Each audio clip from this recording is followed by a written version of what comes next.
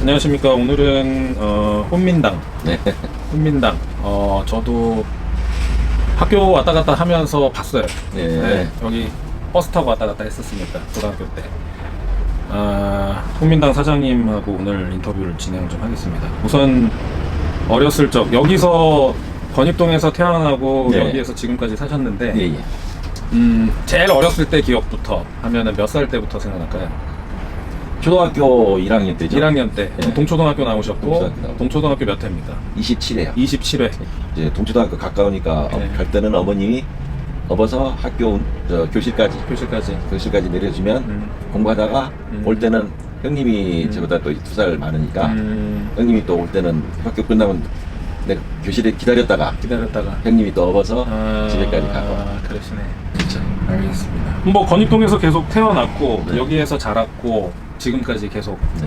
살아오셨는데 이 뭐라고 불러야 될까요? 우리 보통 뭐 도장집? 네, 도장집. 도장집. 이거는 언제부터 하게 되셨어요?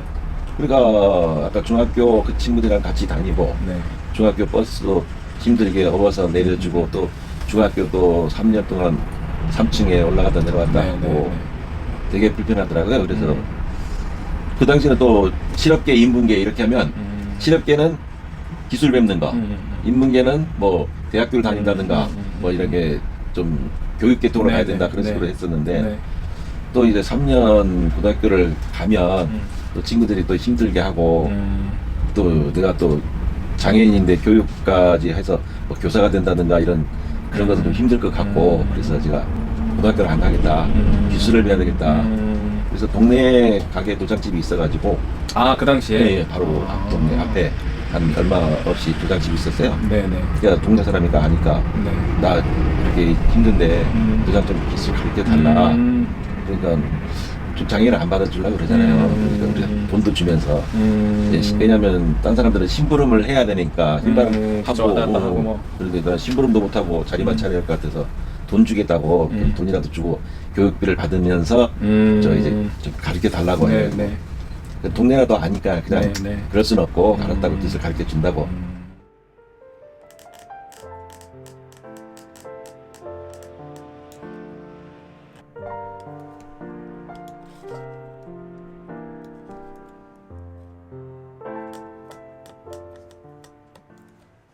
그러면서 불씨 받고 이제 고무인 파고 도장도 뵙고 그러다가 한 1년, 2년 정도 거기서 뵙다가 이제 네. 부모님이 세탁소 하니까 거기 네. 왔다 갔다 하는 것도 그렇고 해서 어느 정도 기술도 습득 되니까 독립을 해야 되겠다 생각이 들었거든요. 그때가 나이가 어느 정도 때였습니까, 그러면? 그때가 한 19, 20, 19, 20살? 네, 19, 20살 됐죠. 그래가지고는 이제 부모님 세탁소 하는데 네. 그 옆에 이런 책상 하나 놓고 가게 네. 진호장 하나 만들고 네. 그때부터 이제 가게를 하게 됐죠. 그때부터 시작하신 거예요? 예, 이제 소위 그때 창업하신 거네요? 예, 그렇죠. 부모님은 세탁소하고 세탁소하고 그 한켠에다가 한편에는 이렇게 해서 도장하고 딱 의자 하나만 놓으면 되니까 또 책상 하나 놓고 간판 걸고. 예, 간판 걸고 그래가지고 훈민당이라고 해가지고 그렇게 해서 가게를 시작하게 된 거죠. 그러면 그때부터 초기에는 그래도 장사가 좀 됐겠네요? 그렇죠. 장사 잘 됐죠. 그러니까 파면서 그 당시 어쨌든 그 당시에는 도장이 필수니까 우체국 직원도 오면 도장 주세요 하고 또 보험회사에서도 도장 도장이 주고 필요하고. 뭐든지 다 도장이 필수했잖아요. 그 당시에는 전부 은행에서도 이제 결제 도장 네. 해야 돼. 그러니까 도장이 그 당시에는 최고로 중요하고 최고로 좋았죠. 그럼 어렸을 때부터 굉장히 이 사회생활을 그냥 부모님 돈 벌듯이 다 했겠네요? 다 했죠. 내가 어쨌든 그래서 솔직히 형님네나 누구나 용돈도 좀 주면서 형님들 학교 다니고 동생도 학교 다녔지만 또 이제 부모님네도 워낙 우리 부모님도 가난하고 그 당시에는 전화기도 별로 없었잖아요. 텔레비전 네, 같은 네. 것도. 그러면 제가 열심히 도장판에서 돈 벌어가지고 부모님에게 전화기도 다 드리고 완전히 저는 자수성가 했어요. 솔직히 그때부터 집에 텔레비전도 사드리고 냉장고도 사드리고 뭐 전화기도 사드리고 오히려 어렸을 때부터 효도를 하셨네. 됐죠. 남들은 뭐 그런 생각 안 하잖아요. 지금은 잘 좀 살고 있으니까 장애인이니까 부모에게 많이 물려받았느냐 저는 생각지만 저는 솔직히 다 자수생각하고 혼자 그때부터 해가지고 지금까지. 그 당시 수입을 비교하면 돈으로 비교할 수 있는 건 아니지만 네. 장사라는 게 맞죠. 한 게 아니지만 그래도 꽤 수입이 높은 편이었거든요. 높으시죠. 그러면 요즘은 다 손으로 파는 게 아무래도 기계로 하는 것보다 비쌀 거지 않습니까? 안 비싸요. 아, 비슷해요? 똑같아요. 가격은 똑같죠. 근데 시간은 더 많이 걸릴 거예요. 많이 걸리죠. 원래는 솔직히 말해서 수제 작업을 하는 게 비싸긴 해야죠. 근데 사람이 안 그렇잖아. 더 싸면 싸다고 한다. 그 말은 맞아요. 수제화가 비싸듯이 그러니까 도장도 비싸긴 해야 되는데 그렇게 받을 수는 없고. 요즘은 그러면 손님이 이게 월 평균으로 잡아야 될지 어떨지 모르겠는데 어느 정도 됩니까? 의뢰하시는 분들이.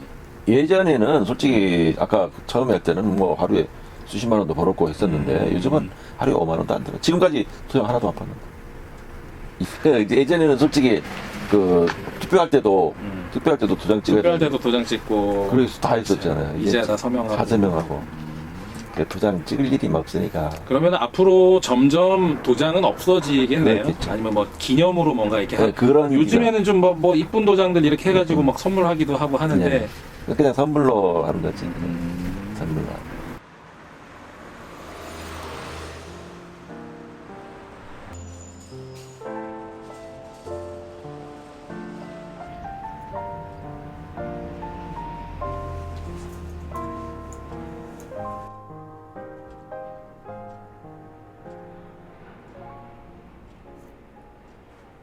건입동 토박이로서 건입동이 좀 이런 모습이었으면 좋겠다 이런 거 혹시 있을지.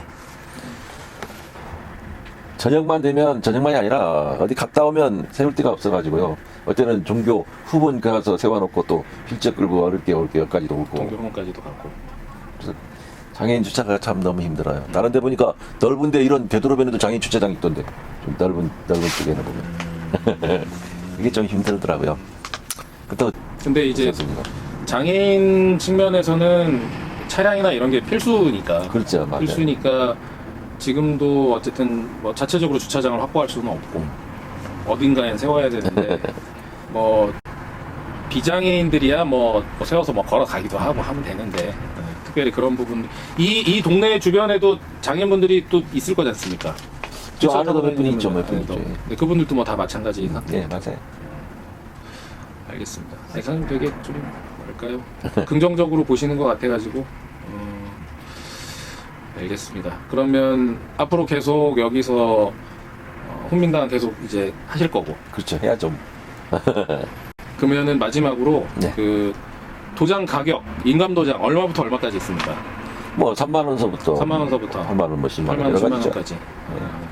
근데 일반 수제라고 해서 비싼 금액이 비싼 거 아니고 아니죠. 그냥 거의 똑같이 받는 거예요. 네, 똑같아요. 똑같아요. 알겠습니다. 앞으로 많이 이용하실 것 네. 같습니다. 잘 되면 좋겠습니다. 저도 인감 도장 자꾸 잃어버려서 자꾸 가서 맡기는데 예. 이번에는 여기 와서 꼭 한번 수제로 해주겠습니다. 잘 해드리겠습니다, 오면은. 알겠습니다. 고맙습니다. 네. 네, 네. 고맙습니다. 네.